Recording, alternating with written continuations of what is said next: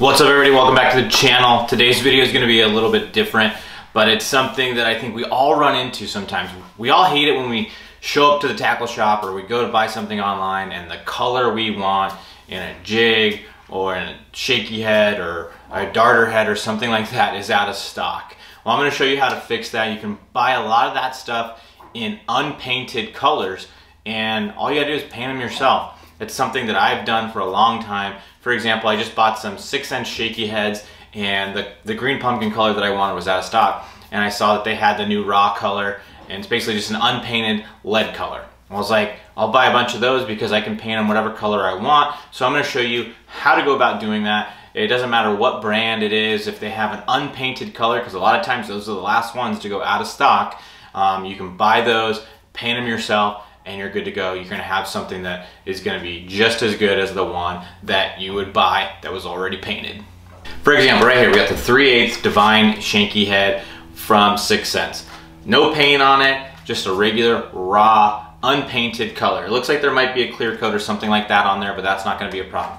All you need to get is a little container of ProTec powder paint. Doesn't have to be ProTec, but ProTec's what I'm using, and the color that we're using in this video is watermelon pepper. It's a watermelon color with a little bit of black flake in there. It turns out really cool. I think you guys are gonna like it. I have a feeling you guys are gonna watch this video and you're gonna go out, get some of this exact same color and start painting your heads the same color.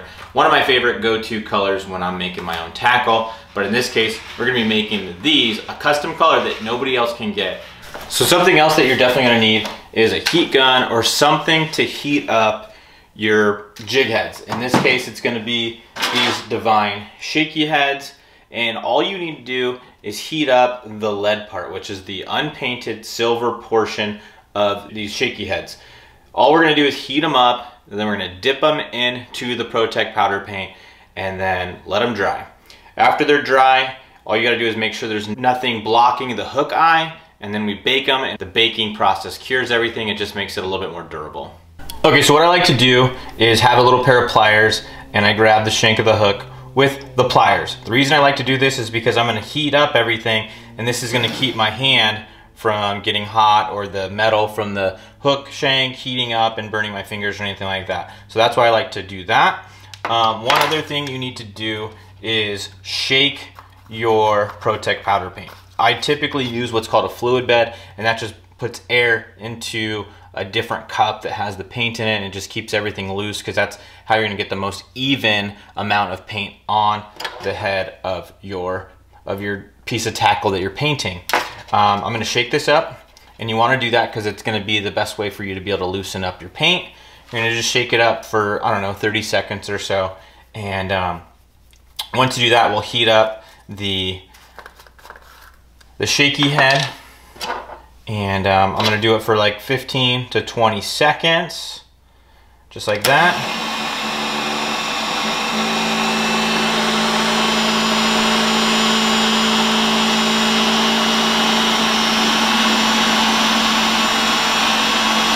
Turn it off, go over to our paint, put it in there just like that, dab off the extra, and there we have it. We got a painted shaky head.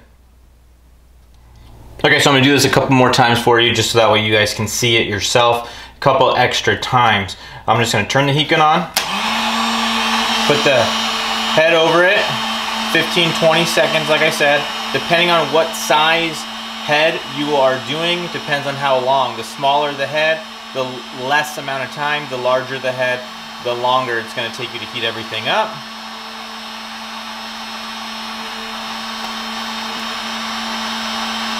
Okay, that should be good. Come over to our paint. There we go, dab off the extra, and there we go, we got one more done. Okay, so this is gonna be the final time we do this. I'm gonna turn the heat gun on. 1, 2, 3, 4, 5, 6, 7, 8, 9, 10, 11, 12, 13, 14, 15, 16, 17, 18, 19, 20.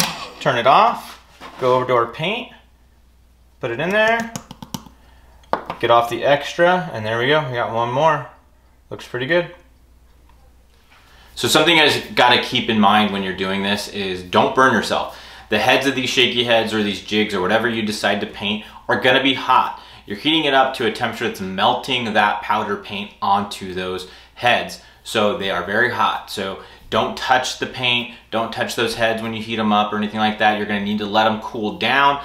I like to let them cool down on a wooden dowel that I have hanging from my workbench. That's how I do it. You could do it however you want, but you're gonna wanna let them hang to dry so that way you don't burn yourself or anything like that. Don't lay them on the workbench because you're gonna end up getting that wet paint onto the workbench and you're gonna have to redo everything. So now that we have our shaky heads painted, sometimes the eye gets filled up with paint. And what I'm gonna use is this eye buster tool. You can use the point of a hook or anything like that, but basically what you wanna do is you want to break loose the paint from those eyes. Just like so. So I'm gonna get that paint off of there. I'm just crunching it through. You can kind of hear the paint break apart and it loosens everything up. So what I'm gonna do is I'm just gonna take this little hook that I have lying around and just continue to clean out the eye. This one has the most paint on it, so this one has the most paint that I gotta clear out of that eye. It usually doesn't take this much work, but this one had a little bit more. But basically what you wanna do is just clean out the eye so that way the line can go through it. Gonna go over to the next one. Depending on how big the eye of the hook is, this is gonna depend on how easy it is for this eye buster tool to go in to it, but I'm not having any issues so far. It kind of breaks loose some of that paint anyway. Just clean it out just a little bit better. Okay, so that's what everything should look like. They are good to go. We're ready to bake. The eyes of the hook are gonna look a little fuzzy or have a little bit of paint still connected to them or still stuck on them, but that's not that big of a deal. You're gonna be able to put them back into the oven when you bake them and it's gonna melt everything back down. It's gonna look real good and finished. So when I'm talking about baking everything, I'm using a little toaster oven to bake everything. You heat everything up to about 350 degrees. It'll be in there for about 20 minutes or so, and everything will be cured and a lot more durable. You can skip the baking process, but your paint is gonna be a lot more brittle and it's gonna break off when you're fishing around rocks and stuff like that a little bit easier than it will when you're baking them in an oven just like this. So literally all I'm gonna do is take my shaky head and I'm going to just set it into the oven to bake. And I'm just gonna repeat that process with all of them. And we just put them into the oven just like so. And then we're gonna heat them all up to about 350 degrees for about 15 to 20 minutes. I'm gonna put the other two in there and then I'll set the timer. So we got our shaky heads in there. They are ready to go. I'm gonna just shut the lid here and then I'm gonna go over to the dial, set it for about 20 minutes. And right now it's on the bake mode and we are at about actually 300. So I'm gonna turn it up to about 350, 325, somewhere in there. But we are now almost done with our custom colored shaky heads. So there's pretty much nothing else you guys need to do at this point. You just let them bake. One secret is bake them twice. It's gonna make the paint a lot more durable. It's gonna make that paint a lot harder. The paint won't chip in your tackle box. It's not gonna chip as easily when you're fishing around rocks or anything like that.